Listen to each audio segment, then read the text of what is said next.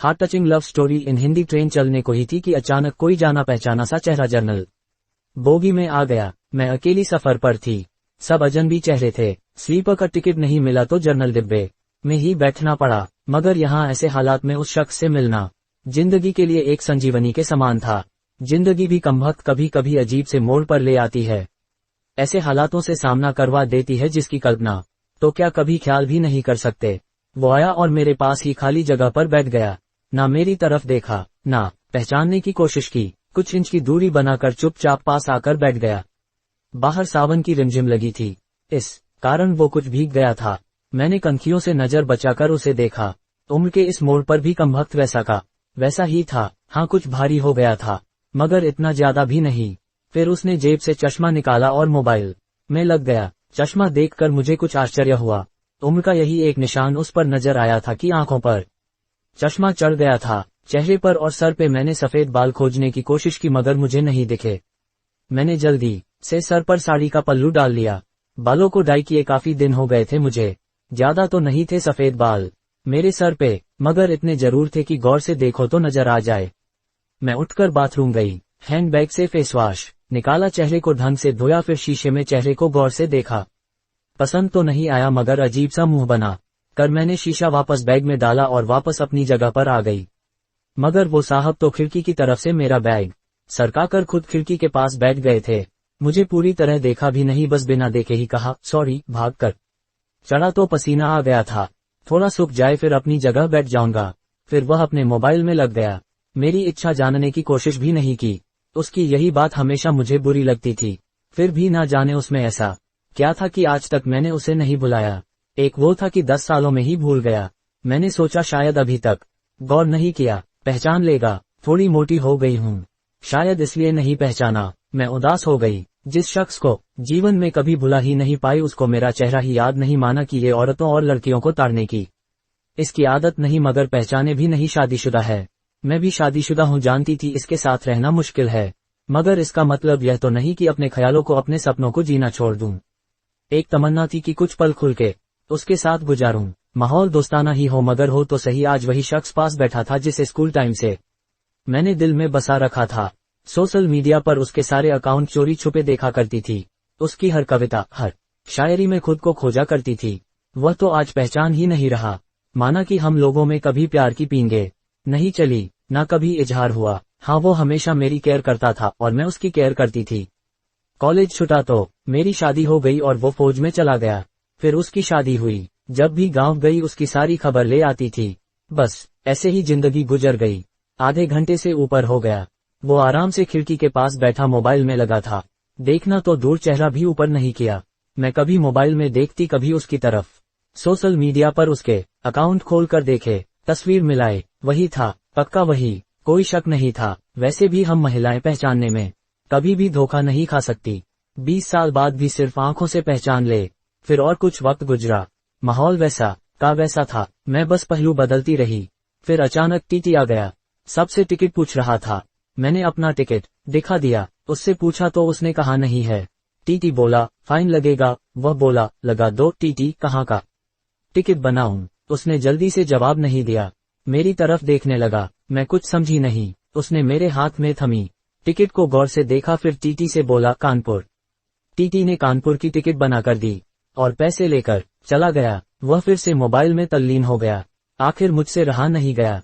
मैंने पूछ ही लिया कानपुर में कहाँ रहते हो? वह मोबाइल में नजरें गड़ाए हुए ही बोला कहीं नहीं। वह चुप हो गया तो मैं फिर बोली किसी काम से जा रहे हो? वह बोला हाँ। अब मैं चुप हो गई। वह अजनबी की तरह बात कर रहा था और अजनबी से कैसे पूछ लूं किस काम से जा रहे हो? कुछ देर चुप रहने के बाद फिर मैंने पूछ ही लिया वहाँ शायद आप नौकरी करते हो? उसने कहा नहीं। मैंने फिर हिम्मत करके पूछा तो किसी से मिलने जा रहे हो? वही संक्षिप्त उत्तर नहीं। आखिरी जवाब सुनकर मेरी हिम्मत नहीं हुई कि और भी कुछ पूछूं। अजीब आदमी था, बिना काम सफर कर रहा था। मैं मुंह फेर कर अपने मोबाइल में लग गई। कुछ देर बाद खुद ही बोला ये भी पूछ लो क्यों जा रहा हूँ कानपुर? मेरे मुंह से जल्दी में निकला बताओ क्यों जा रहे हो? फिर अपने ही उतावलेपन पर मुझे शर्म सी आ गई। उसने थोड़ा सा मुस्कुराते हुए कहा एक पुरानी दोस्त मिल गई जो आज अकेले सफर पर जा रही थी। फौजी आदमी हूँ, सुरक्षा करना मेरा कर्तव्य है। अकेले कैसे जाने देता, इसलिए उसे कानपुर तक छोड़ने जा रहा हूँ। इतना सुनकर मेरा दिल जोर से धड़का। नॉर्मल नहीं रह सकी मैं, मगर मन के भावों को दबाने का असफल प्रयत्न करते हुए मैंने हिम्मत करके फिर पूछा, कहाँ है वो दोस्त? कमबख्त फिर मुस्कुराता हुआ बोला, यही मेरे पास बैठी है ना। इतना सुनकर मेरे सब कुछ समझ में आ गया कि क्यों उसने टिकट नहीं लिया, क्योंकि उसे तो पता ही नहीं था मैं कहाँ जा रही हूँ। सिर्फ और सिर्फ मेरे लिए वह दिल्ली से कानपुर का सफर कर रहा था। जानकर इतनी खुशी मिली कि आंखों में आंसू आ गए। दिल के भीतर एक गोला सा बना और फट गया। परिणाम में आंखें तो भीगनी ही थी। बोला, रो क्यों रही हो? मैं बस इतना ही कह पाई, तुम मर्द हो नहीं समझ सकते। वह बोला, क्योंकि थोड़ा बहुत लिख लेता हूँ इसलिए एक कवि और लेखक भी हूँ, सब समझ सकता हूँ। मैंने खुद को संभालते हुए कहा, शुक्रिया मुझे पहचानने के लिए और मेरे लिए इतना टाइम निकालने के लिए। वह बोला, प्लेटफॉर्म पर अकेली घूम रही थी, कोई साथ नहीं दिखा तो आना पड़ा। कल ही रक्षाबंधन था, इसलिए बहुत भीड़ है। तुमको यूं अकेले सफर नहीं करना चाहिए। क्या करती, उनको छुट्टी नहीं मिल रही थी और भाई यहाँ दिल्ली में आकर बस गए। राखी बांधने तो आना ही था। मैंने मजबूरी बताए, ऐसे भाइयों को राखी बांधने आई हो जिनको ये भी फिक्र नहीं कि बहन इतना लंबा सफर अकेले कैसे करेगी।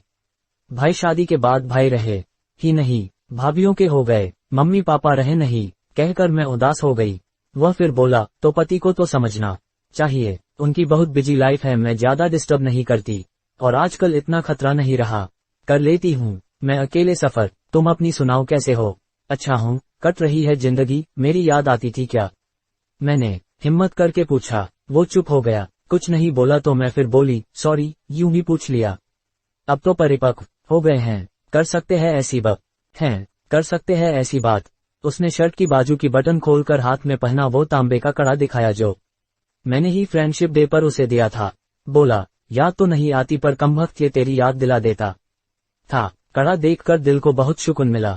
मैं बोली, कभी संपर्क क्यों नहीं किया? वह बोला, डिस्टर्ब नहीं करना चाहता था, तुम्हारी अपनी जिंदगी है और मेरी अपनी जिंदगी है।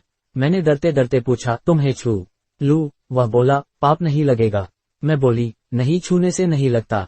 और फिर मैं कानपुर तक उसका हाथ पकड़ कर बैठी रही। बहुत सी बातें हुई। जिंदगी का एक ऐसा यादगार दिन था जिसे आखिरी सांस तक नहीं भुला पाऊंगी।